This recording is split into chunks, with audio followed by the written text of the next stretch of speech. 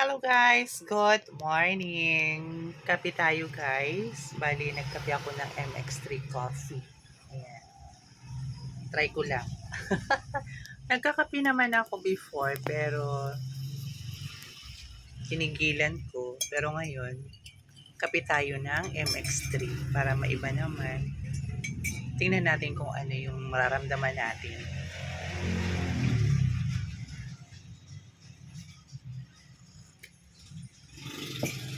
Ano ba ang benefits ng MX3? Yan yung ating aalamin sa susunod na mga henerasyon. Pero may benefits naman talaga siya. Kasi meron siyang mangustin na kasama doon sa kape. Yun ang ginawa nila. Kaya masarap siya. Kaso lang medyo nag-increase na yung price niya.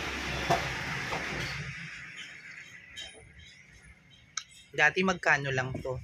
Pero dapat pang magtimpla kayo nito guys, hindi masyadong marami yung tubig para malasahan nyo or ma-feel nyo talaga yung masarap na lasa ng MX3. Bali, dalawa to siya, MX3 capsule. Meron din key, kaso wala kami. MX3 capsule lang at saka MX3 coffee. So, ayan. Yung na naman mabenta sa amin dito.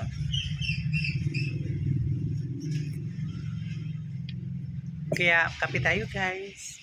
Thank you. Bye-bye.